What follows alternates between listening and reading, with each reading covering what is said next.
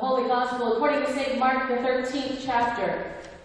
As Jesus came out of the temple, one of his disciples said to him, "Look, teacher, what large stones and what large buildings."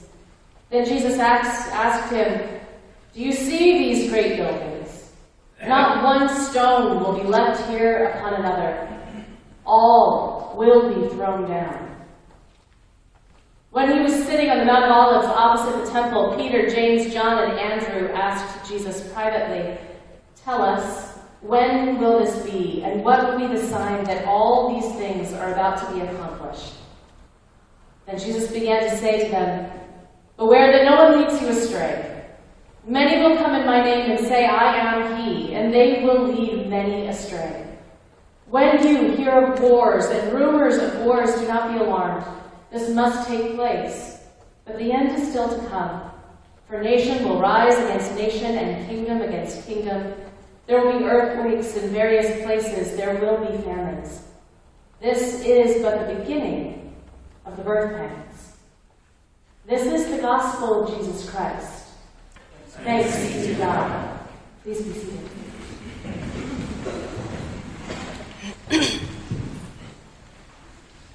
Today's children's sermon has more to do with our time together this afternoon than today's sermon, but today's sermon is more for the big kids.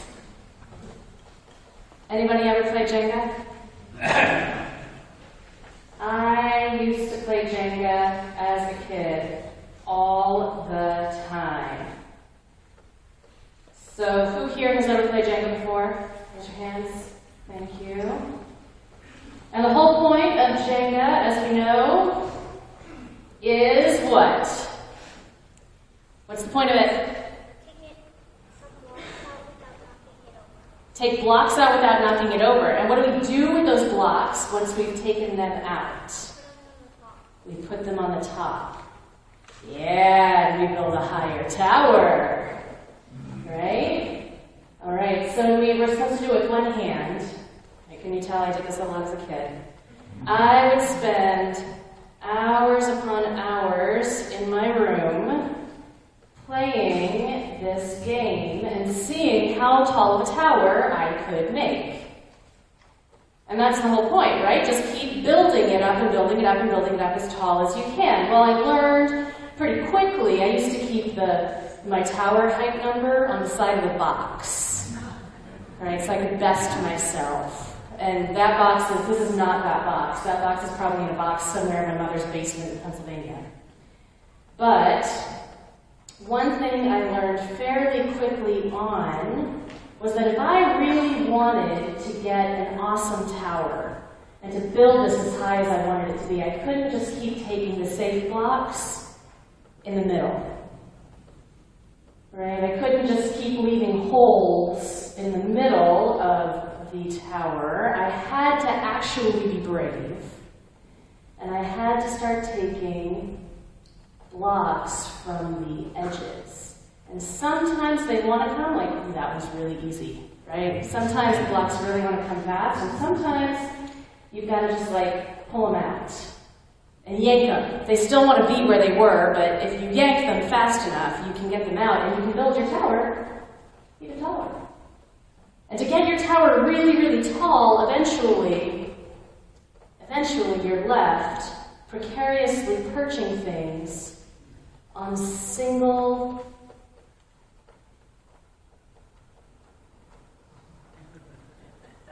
lines.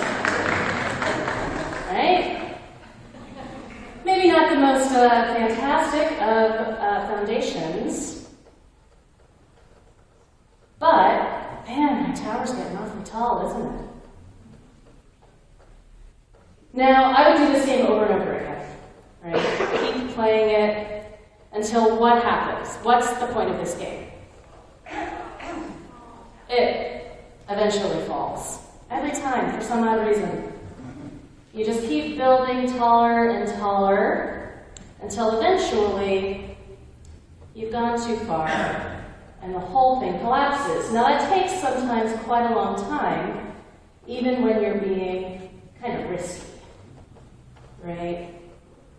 especially when you start to get shaky hands. Eventually, it is. Oh, hold on, I didn't lose yet. Eventually it's going to fall. Now where am I going with this, and what does this have to do with our scripture today? What does this have to do with our world? Well, we tend in our world to care sometimes more about building tall towers than we care about building strong communities. And we tend to take risks in creating these unstable, tall things that have no strong foundation left to them, but they're tall, right? They get really high, and everybody gets impressed by them. And we don't think about the blocks that wanted to stay in place, but we went ahead and yanked them on out of where they were supposed to be, just so that we could have a nice tall tower and impress everybody in the world with our ability to create something tall. And sometimes people get nervous, and people get anxious, and they start forcing people out of place just so that their tower can get taller and taller. And events happen in our world where things are removed and people are lost. And yet still we're proud of our tall, tall towers. And we keep building them.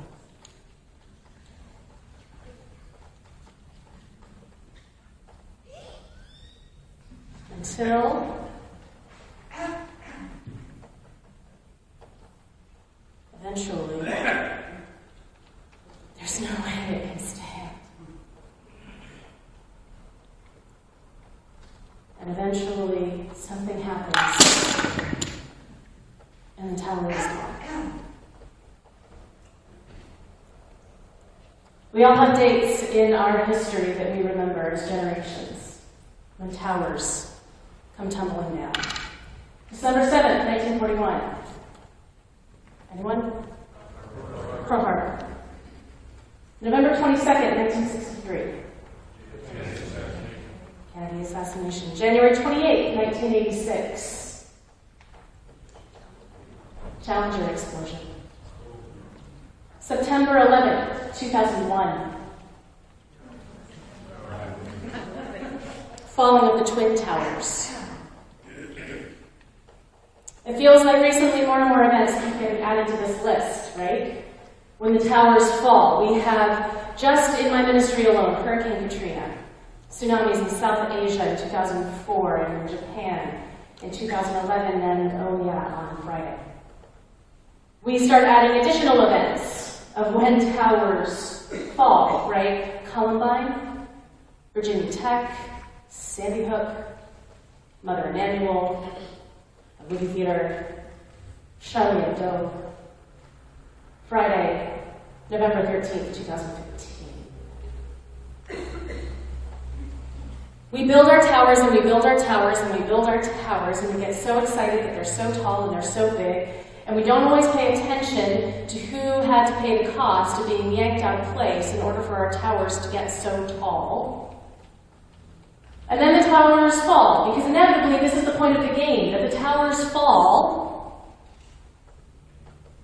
and we have a moment where we look at the pieces of our towers, and we say, well, how are we going to rebuild? How do we want to rebuild this time? Shall I just start with a bad foundation? Or do we start rebuilding in groups of, well, a nice Christian number, huh? 3. And we rebuild our tower, and then we get to decide again what game we want to play. Do we want to play the game where we build our tower as tall as possible, pulling things out? Or do we even want to build a tower at all? Towers have been built for centuries. From the Tower of Babel, to the towers of New York, to the temple. You see, in Mark's Gospel that we're reading today, Mark's Gospel was written around the year 70. Does anyone know what happened in the year 70 that was very formational?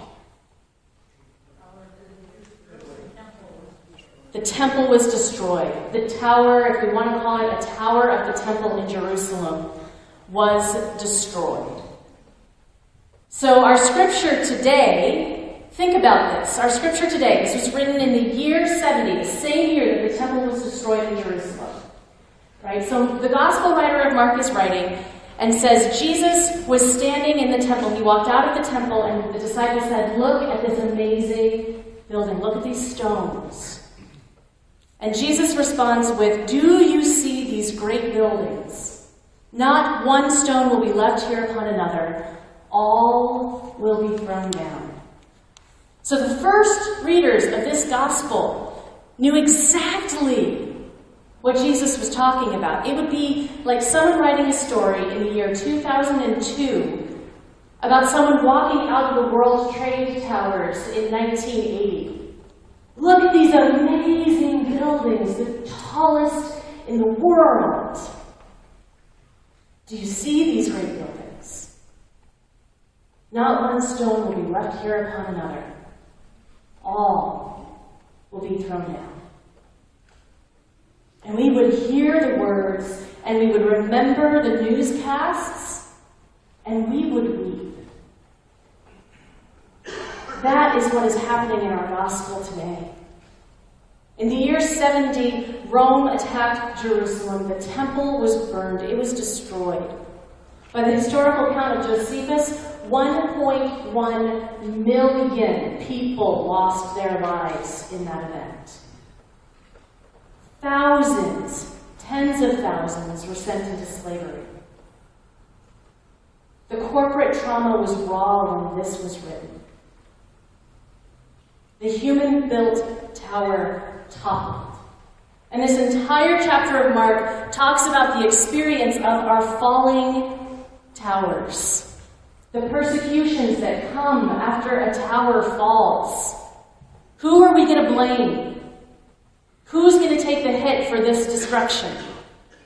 The blame that gets placed on innocent people that survive, or may not. The desire to have children warring with the fear of raising children in a very violent world. The fear of natural disaster.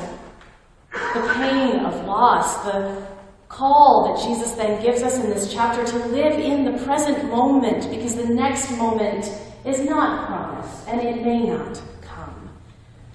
Over and over again, we build our towers. We grasp and we build and we rebuild again and again and again and again. And sometimes the falling is so spectacular that we actually have a moment where we stop as a corporate whole and consider what next. How are we going to move forward together? And in these moments, these holy, pausing moments, when we stop and look, we get to choose our next step. We get to choose how we rebuild. Will we rebuild with fear and blame? Will we look to refugees and call terror? Will we gather everyone up who is not like us and place them in camps, like what happened after Pearl Harbor? Will we create such a tower of fear that a generation of young, faithful people feel the need to take to social media with a cry of "not in my name," desperately trying to reclaim their faith from those who are so afraid of it? Or will we stop? And will we remember the one who chose to not react to hate with hate? who laid down violence, who spoke words of love and forgiveness and reconciliation. Can we remember that we have been promised a kingdom where all have enough and no one has too much? And that Jesus said, although the temple would fall, he would raise it again in 3 days. And though he died, he came back to life because God's love is bigger than human hate. And God's love always wins in the end.